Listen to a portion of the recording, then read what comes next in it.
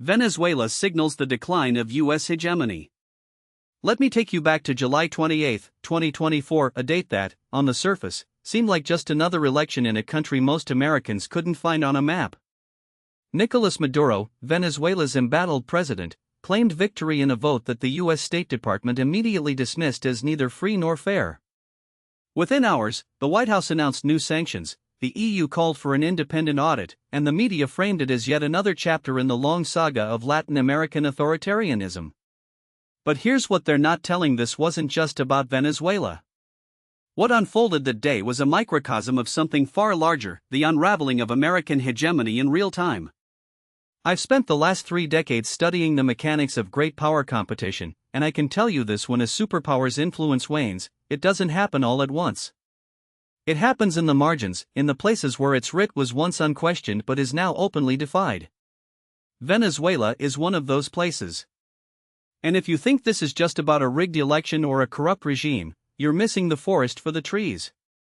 Let's start with the official narrative, the one you've been hearing from Washington and the major news outlets. The story goes like Maduro, a dictator clinging to power, stole another election from the Venezuelan people. The U.S., as the leader of the free world, has a moral obligation to stand against tyranny, which is why it's imposing sanctions, recognizing opposition leader Edmundo Gonzalez as the rightful president, and rallying allies to do the same. The data seems to support this. The Venezuelan Electoral Council, controlled by Maduro's allies, declared him the winner with 51% of the vote. The opposition, led by Gonzalez and Maria Corina Machado, claims it actually won by a landslide, citing exit polls and leaked tally sheets. The U.S. and its partners have seized on these discrepancies to delegitimize the result, freezing Venezuelan assets abroad and threatening further action if Maduro doesn't step aside. But there's a problem with this narrative. It assumes that the U.S. still has the leverage to dictate outcomes in Venezuela, and that's no longer true. Here's what's really happening. The data doesn't support the idea that this was a straightforward case of electoral fraud. Independent observers, including the Carter Center, which has monitored Venezuelan elections for years, didn't find evidence of systemic manipulation on the scale the opposition claims. The leaks and exit polls? They're disputed, and even some opposition figures privately admit the race was closer than they'd like to admit. What's more, the U.S. has been trying to oust Maduro for over a decade, and every time it fails, its credibility takes another hit. The sanctions, the coup attempts, the recognition of Juan Guaidó as interim president in 2019, none of it worked. If anything, it strengthened Maduro's grip by giving him an external enemy to rally against. So why is the U.S. still pushing this line? Because it can't afford to admit that its influence in Latin America is fading. Venezuela is a test case for something much: the erosion of American dominance in its own backyard. And the real players in this game, Russia, China, Iran, are watching closely. Let me tell you about the hidden motivations here. Venezuela sits on the largest proven oil reserves in the world. For decades, that oil was effectively controlled by U.S. commies and allies. But when Hugo Chavez nationalized the industry in the 2000s, he kicked out ExxonMobil and Chevron, replacing them with state-owned firms and, crucially, opening the door to Chinese and Russian investment. Today, China is Venezuela's largest creditor, having loaned over $60 billion since 2007, much of it repaid in oil. Russia, meanwhile, has sent military advisors, sold arms, and even deployed nuclear-capable bombers to Venezuela in a show of force. Iran has stepped in too, helping Maduro circumvent U.S. sanctions with oil-for-goods deals and even sending tankers to break the American blockade. What's really at stake here isn't democracy, it's control. The U.S. can't tolerate a Latin American country aligning with its rivals, especially one with so much oil. But here's the: it no longer has the tools to change the equation. The sanctions regime, which was supposed to cripple Maduro, has instead pushed Venezuela deeper into the arms of China and Russia. The military option, which some hawks in Washington still whisper about, is a non-starter. Venezuela isn't Grenada or AMA. It's a country of 28 million people with a battle-hardened military, Russian air defenses, and a population that, despite its suffering, still remembers the chaos of the 2002 coup attempt and the US-backed oil strike. Now, let's out. This isn't just about Venezuela. It's about the broader contest for global influence between the US, China, and Russia. We're living in a moment of transition from a unipolar world, where American power was unchallenged, to a multipolar one, where regional powers and rival blocs are carving out their own spheres of influence. The US still has the world's largest economy and the most powerful military, but its ability to shape outcomes abroad is diminishing. And nowhere is this more evident than in Latin America, a region Washington has long treated as its backyard. Consider the historical parallels. During the Cold War, the U.S. intervened repeatedly in Latin America to prevent communist takeovers: Guatemala in 1954, Cuba in 1961, Chile in 1973, Nicaragua in the 1980s. But those interventions were possible because the U.S. faced no serious regional competitors. Today, China is the top trading partner for most Latin American countries, and Russia is making inroads with arms sales and energy deals. The Monroe Doctrine, which declared the Western Hemisphere off-limits to foreign powers, is effectively dead. And yet, the U.S. still acts as if it can dictate terms. This brings us to the hypocrisy at the heart of American foreign policy. The U.S. condemns Maduro for rigging elections, but it has a long history of backing dictators in the region when it suited its interests: Pinochet in Chile, the military junta in Argentina, the Duvalier regime in Haiti. It denounces Russian and Chinese influence in Venezuela, but it has no problem with Saudi Arabia's human rights record or Israel's occupation of Palestinian territories. The difference? Those countries are U.S. allies. Venezuela is not. So how are the other great powers playing this game? Let's start with China. Beijing doesn't care about democracy or human rights, it cares about resources and markets. Venezuela's oil is a strategic asset, and China has been happy to prop up Maduro in exchange for favorable deals. But China is also playing the long game. It's investing in infrastructure across Latin America, from ports and AMA to railways in Peru, creating dependencies that will outlast any one leader. The U.S. sees this as a threat, but it's not clear what it can do about it. Sanctions against Venezuela have only pushed Maduro closer to China, and the same is true in other parts of the world. Russia, meanwhile, is using Venezuela as a geopolitical wedge. Every time the U.S. tries to isolate Maduro, Russia steps in with military support or economic lifelines. In 2019, when the U.S. recognized Guaido, Russia sent troops to Venezuela to deter a potential American intervention. In 2020, it brokered a deal to keep Maduro in power by restructuring Venezuela's debt. And in 2024, as the U.S. ramps up pressure, Russia has signaled it will continue to back Maduro, even if it means escalating tensions with Washington.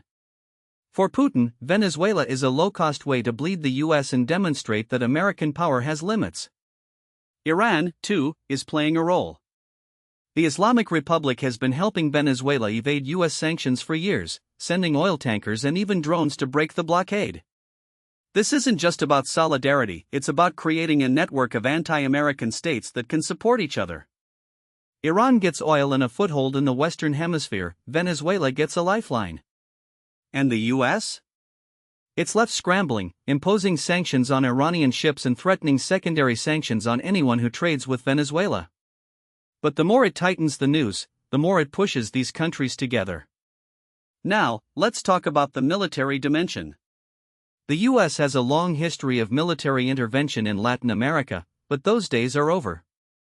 Venezuela isn't Iraq or Libya, it's a country with a modern air defense system, thanks to Russia, and a military that has been preparing for an American invasion for years. The U.S. has stationed troops in neighboring Colombia and Guyana, but any direct action would be a disaster. The Venezuelan military, despite its corruption, is loyal to Maduro, and an invasion would trigger a guerrilla war that could last decades. The U.S. learned this lesson in Iraq and Afghanistan, but some in Washington still haven't gotten the message. The hawks will tell you that a quick strike or a no-fly zone could topple Maduro. They're wrong. The Cuban Missile Crisis taught us that even a superpower can be humbled when it pushes too far. In 1962, the U.S. and the Soviet Union came to the brink of nuclear war over missiles in Cuba. Today, Russia has nuclear-capable bombers in Venezuela, and China has a growing naval presence in the region. The U.S. can't afford a direct confrontation, which is why it's relying on economic warfare instead. But economic warfare has its limits, especially when your adversaries have alternative markets and patrons. This brings us to the domestic political dimension. The US isn't just acting out of geopolitical necessity, it's also playing to its domestic audience. Florida is a swing state, and Venezuelan exiles are a powerful voting bloc. Both parties have an incentive to take a hard line on Maduro, even if it's counterproductive. The Biden administration, facing criticism from the right for being soft on communism, has doubled down on sanctions and recognition of the opposition. The Trump administration, meanwhile, flirted with military action and even considered assassinating Maduro. Neither approach has worked, but neither party can afford to look weak. The problem is that domestic politics and foreign policy are often at odds. The US needs a stable Venezuela to secure its energy supplies and counter Chinese influence, but its domestic incentives push it toward confrontation. The result is a policy that satisfies no one. The Venezuelan opposition is divided, the sanctions hurt ordinary people more than the regime, and the US is left with no good options. So where does this leave us? Let's consider the scenarios. The best-case scenario is that Maduro, facing pressure from within and without, agrees to new elections under international supervision. The US lifts some sanctions, the opposition participates, and Venezuela gets a chance to reset. The probability of this? Maybe 20%. Maduro has no incentive to step down, and the opposition is too fragmented to force his hand. Even if he did, the underlying issues of corruption, economic mismanagement, external interference wouldn't go away. The most likely scenario is that Maduro clings to power, the US tightens sanctions, and Venezuela becomes a frozen conflict, like Cuba or North Korea. The economy continues to stagnate, more people flee the country, and the US is left with a failed state on its doorstep. The probability here? About 60%. This is the path of least resistance, but it's also the path of least progress. The US will claim it's standing up for democracy, but in reality, it's just managing decline. The worst-case scenario is that the US miscalculates and triggers a wider conflict. Maybe it imposes a naval blockade, and Russia or Iran responds. Maybe it backs a coup attempt, and Maduro cracks down violently. Maybe China sees an opportunity to extend its influence and doubles down on its support for the regime. The probability of this? Maybe 20%, but the consequences would be catastrophic. We're talking about a potential great power conflict in the Western Hemisphere, something the US hasn't faced since the Cold War. None of these scenarios are good. But they all point to the same: the US is no longer the undisputed hegemon in Latin America. Its influence is waning, and its rivals are filling the vacuum. This isn't just about Venezuela, it's about the broader decline of American power. I'm not saying the US is finished. It's still the world's most powerful country, and it will remain so for decades to come. But its ability to shape global events is diminishing, and its attempts to maintain its dominance are becoming increasingly counterproductive. The era of liberal hegemony, the idea that the US can and should spread democracy and free markets around the world, is over. The question now is whether the US can adapt to a multipolar world or whether it will keep trying to play by the old rules, even as the game changes around it. This brings me to the grand strategy analysis. The US has been pursuing a policy of liberal hegemony since the end of the Cold War, and it's been a disaster. In the 1990s, it exited NATO, bombed Serbia, and intervened in Somalia, all in the name of spreading democracy. In the 2000s, it invaded Iraq and Afghanistan, again in the name of democracy. In the 2010s, it backed regime change in Libya and Syria, with predictable results. And in the 2020s, it's trying to do the same in Venezuela. The pattern is the US overestimates its ability to reshape other countries in its image and underestimates the resistance it will face. It assumes that its economic and military power will translate into political influence, but that's no longer the case. The world is more interconnected and more multipolar than ever, and the US can't simply impose its will anymore. Historically, this is how empires decline. The British Empire didn't fall because it lost a single battle, it fell because it overstretched itself, alienated its allies, and failed to adapt to a changing world. The Roman Empire didn't collapse overnight, it decayed from within, as its leaders became more concerned with maintaining power than with governing effectively. The US is showing similar signs of overstretch. It's trying to maintain a global presence with a shrinking share of the world's GDP, a polarized political system, and a population that's increasingly skeptical of foreign entanglements. The central argument here is that the US is trying to maintain an unsustainable global dominance, and Venezuela is just one example of how that's failing. The question: what should it do instead? First, it should accept that it can't control every country in its sphere of influence. Venezuela is a sovereign nation, and its people will ultimately decide its fate. The US can support democracy, but it can't impose it. Second, it should focus on diplomacy over sanctions. The current approach isn't working. It's pushing Venezuela into the arms of China and Russia, and it's hurting ordinary Venezuelans more than the regime. Third, it should recognize that great power competition isn't a zero-sum game. The US can't counter China and Russia by trying to dominate every region. It needs to build alliances and offer alternatives, not just threats. This is controversial, I know. The hawks will say I'm advocating for appeasement. The liberals will say I'm giving up on democracy. But here's the US can't have it both ways. It can't claim to support sovereignty and self-determination while also trying to dictate outcomes in other countries. It can't claim to stand for democracy while also backing dictators when it suits its interests. And it can't claim to be the leader of the free world while its influence is in decline. So what's the alternative? A realist foreign policy, one that recognizes the limits of American power and focuses on core national interests. That means securing the homeland, maintaining a strong military, and building alliances with like-minded countries. It means accepting that the world is multipolar and that the US can't control every outcome. And it means recognizing that sometimes, the best way to advance democracy is not through force or coercion, but through example and persuasion. This isn't about giving up, it's about being smart. The US still has a dynamic economy, a powerful military, and a network of allies. But it can't afford to waste those strengths on unwinnable wars or futile regime change operations. It needs to pick its battles, and Venezuela isn't one of them. Let me leave you with this thought. The decline of American hegemony isn't a tragedy, it's a reality.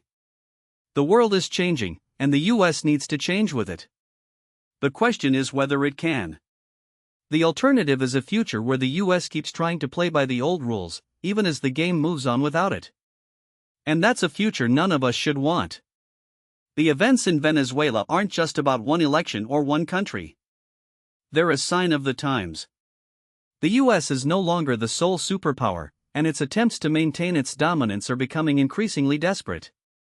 The sooner it accepts this, the better off it and the world will be. But this isn't just a story about geopolitics. It's a story about democracy at home. Because the same forces that are pushing the US toward overreach abroad, hubris, short-term thinking, the influence of special interests, are also undermining its democracy at home. The same politicians who call for regime change in Venezuela are the ones who refuse to accept election results in their own country. The same media that condemns Maduro for rigging elections is the one that amplifies conspiracy theories and misinformation. The lesson here is that informed citizens are the brake on government overreach. The more you understand about how the world really works, the less likely you are to be swayed by simplistic narratives. Venezuela isn't just a test case for American power, it's a test case for American democracy. And the outcome will depend on whether we, as citizens, demand a foreign policy that's based on reality, not ideology. So pay attention. This isn't just about Venezuela. It's about the future of American power and the future of the world. Now, what most people don't realize is that Venezuela isn't just a diplomatic embarrassment for Washington, it's a military wake-up call. The US has spent the last 3 decades operating under the assumption that its unmatched conventional power could compensate for any strategic blunder. But in Caracas, we're seeing the limits of that thinking play out in real time.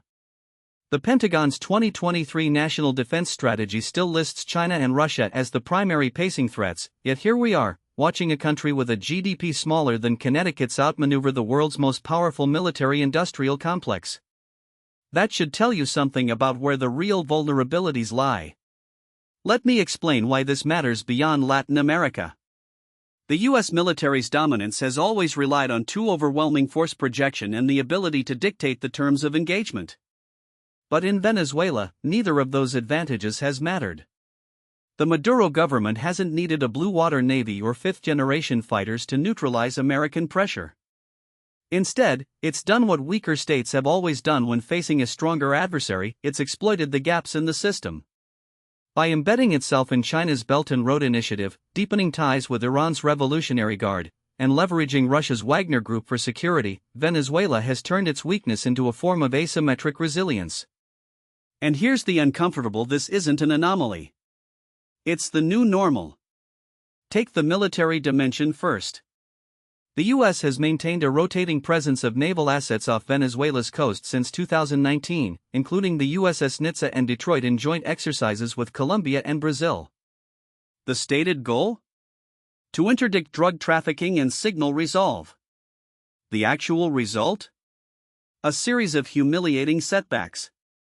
In 2020, the Maduro government captured 2 American mercenaries, Air Force veterans working for a private security firm, after a botched raid to seize an oil refinery.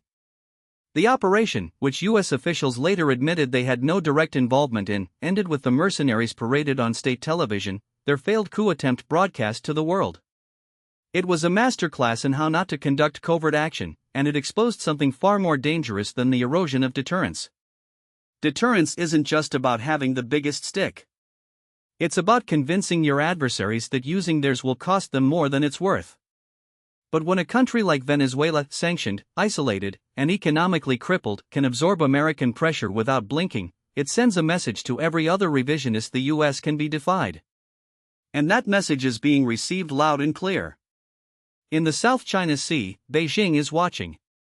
In the Middle East, Tehran is watching. Even in Europe, where NATO's eastern flank is on high alert, allies are quietly asking whether Washington's security guarantees are still ironclad. The answer, increasingly, is no. Here's where the geopolitical dominoes start to fall. The U.S. has long relied on its network of bases and alliances to project power globally. But those bases are becoming liabilities. In Latin America alone, the U.S. has lost ground in every major capital except Bogotá and Asunción. Mexico, once a reliable partner, now openly defies Washington on migration and energy policy. Argentina, under Javier Milei, may be rhetorically pro-American, but its economic collapse has forced it into the arms of China for currency swaps and infrastructure deals. Even Brazil, under Lula, has refused to condemn Maduro's election and is pushing for a multipolar regional order. The Monroe Doctrine isn't just dead, it's been buried and the grave has been paved over. Now, you might be so what? The U.S. doesn't need Latin America to maintain its global position. And you'd be right if the world were still the one we knew in 2003. But it's not. The U.S. is no longer the sole guarantor of global trade routes, the dollar isn't the only game in town, and the Pentagon can't be everywhere at once. The real danger isn't that Venezuela will become a Chinese or Russian client state, it's that it already has, and the U.S. couldn't stop it. That sets a precedent. If Washington can enforce its will in its own backyard, why should Beijing believe it can do so in the Taiwan Strait? Why should Riyadh trust that the U.S. will defend it against Iran when it couldn't even defend its own embassy in Caracas? Let's talk about the dollar, because that's where the military and economic dimensions collide. The U.S. has weaponized the financial system like no empire before it, using sanctions to cripple adversaries from Iran to Russia. But in Venezuela, that weapon has backfired spectacularly. After the Trump administration imposed oil sanctions in 2019, Venezuela's exports to the U.S. collapsed, but its trade with China, India, and Malaysia surged. How? By selling oil in yuan, rupees, and even cryptocurrencies. The result? The U.S. lost leverage, Maduro stayed in power, and the global de-dollarization trend accelerated. Today, Russia and China are openly discussing a gold-backed trade settlement system. Iran is selling oil to India in dirhams. Even Saudi Arabia is flirting with yuan-denominated oil sales. The U.S. can still print the world's reserve currency, but it can't force anyone to use it. This is the part where the establishment narrative starts to unravel. For years, we've been told that American power is unassailable because of its economic and military might. But what we're seeing in Venezuela is a country that has been economically strangled, diplomatically isolated, and militarily outgunned yet still stands. That's not a testament to Maduro's strength. It's a testament to the fragility of American power when it's stretched too thin. And that brings me to the most dangerous miscalculation of the assumption that the US can afford to ignore these warning signs. The Pentagon's 2024 budget request is $842 billion, the highest in history. Yet for all that spending, the US is less secure than it was a decade ago. Why? Because money can't buy influence when the rules of the game have changed. The US is still fighting the last war literally, in some cases, with its obsession over aircraft carriers and F-35s, while its adversaries are rewriting the rules. China isn't building a navy to fight the US in the Pacific. It's building a navy to make sure the US can't project power there in the first place. Russia isn't trying to match NATO tank for tank. It's using mercenaries, cyber attacks, and energy blackmail to erode Western cohesion. And Venezuela? It's doing the same thing, just on a smaller scale. The lesson here isn't that the US is doomed. It's that the era of unipolar dominance is over, and the longer Washington clings to the illusion of control, the more dangerous the transition will be. The alternative isn't surrender, it's adaptation. That means accepting that the world is multipolar, that allies have their own interests, and that military power alone can't solve political problems. It means investing in diplomacy, not just defense. It means recognizing that the greatest threat to American security isn't a rising China or a resurgent Russia, it's the refusal to see the world as it is, rather than as we wish it to be. So where does that leave us? With a choice. The US can double down on the same failed strategies, more sanctions, more regime change operations, more military posturing, or it can start playing a smarter game. The first path leads to more small countries defying the superpower, eroding its credibility, and accelerating its decline. The second path leads to something else entirely, a world where American power is still formidable, but no longer hegemonic. A world where the US competes, rather than dominates. That's not a retreat. It's a reality check. And the sooner we accept it, the better off we'll all be. Because the alternative isn't just a weaker America. It's a more unstable world. And that's a future none of us can afford. Now, what most people don't realize is that Venezuela's defiance isn't just a foreign policy headache for Washington, it's a domestic political time bomb. The establishment narrative in the US treats Caracas like a rogue state, a pariah to be contained or overthrown, but that framing misses the deeper story. Venezuela isn't just resisting American pressure, it's exposing the fractures in America's own political system. And those fractures are widening. Let me explain why this matters. For decades, US foreign policy has operated on a simple that American power is indivisible. The same institutions that project strength abroad at Congress, the Pentagon, the State Department, are supposed to reflect stability at home. But Venezuela's resilience has forced a reckoning. The sanctions regime, the failed coup attempts, the diplomatic isolation, none of it has worked. And as the failures pile up, they're not just undermining US credibility overseas, they're eroding public trust in the very idea that Washington knows what it's doing. Take the 2019 coup attempt. The Trump administration, backed by a bipartisan chorus in Congress, recognized Juan Guaido as Venezuela's legitimate president within minutes of his self-declaration. Mike Pompeo, then Secretary of State, called it a moment of clarity. John Bolton, never one to understate, tweeted that the hemisphere has woken up. But the hemisphere didn't wake up. The coup fizzled. Guaido's support collapsed. And by 2023, even the US had quietly dropped its recognition of him, leaving a trail of embarrassed officials and a policy in tatters. Here's the uncomfortable: the more the US doubles down on regime change, the more it looks like a paper tiger. And when a superpower starts looking weak, its adversaries and even its allies start hedging their bets. But the domestic fallout is even more revealing. The Venezuela file has become a political football, a way for both parties to signal toughness while avoiding real solutions. Republicans use it to bash Biden as soft on socialism, even though Trump's own Venezuela policy was just as ineffective. Democrats, meanwhile, use it to virtue signal about human rights, even as they continue the same sanctions that have immiserated millions of Venezuelans. Neither side has a coherent strategy, because neither side is willing to admit that the era of U.S. dominance in Latin America is over, and that the region is charting its own course. Now, you might be thinking, so what? Venezuela is a small country. Why does this matter to American politics? Because it's not just about Venezuela. It's about the broader crisis of American statecraft. The same dysfunction that hamstrings U.S. policy in Caracas is playing out in Ukraine, in Taiwan, in the Middle East.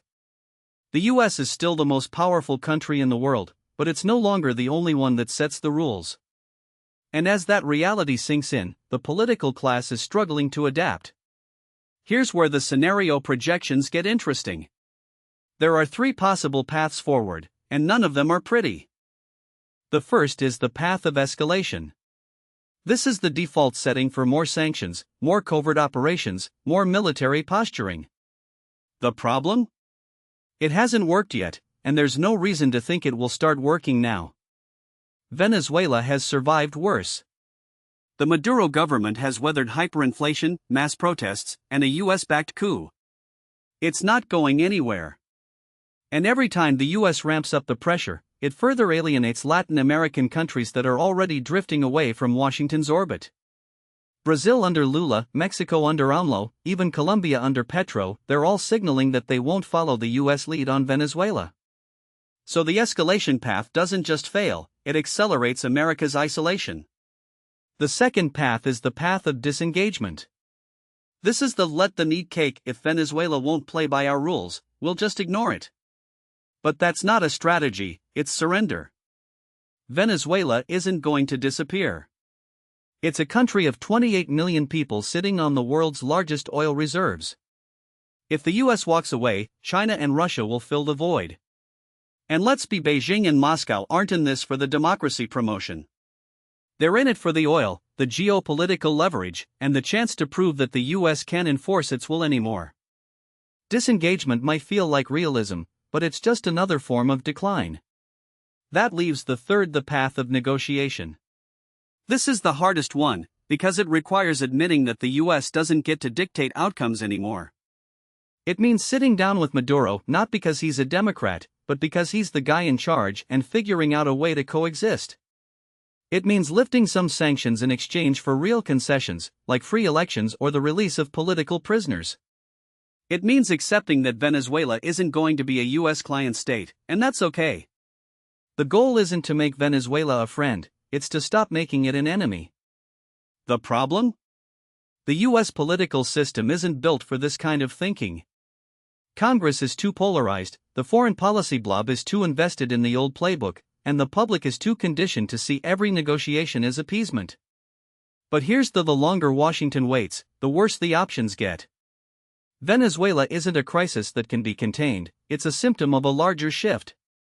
And if the US doesn't start adapting, it's going to find itself on the wrong side of history, not just in Latin America, but everywhere. So where does that leave us? With a choice, again. The US can keep pretending that it's still 1999, when it could topple governments with a phone call and a few cruise missiles. Or it can start acting like it's 2024, when power is diffuse, alliances are fluid, and the old rules no longer apply. The first option leads to more failure, more frustration, and more erosion of American influence. The second option leads to something messier, but also more a world where the US is still a major player, but not the only one. That's not a defeat. It's a recalibration. And if there's one thing Venezuela has taught us, it's that recalibration is long overdue.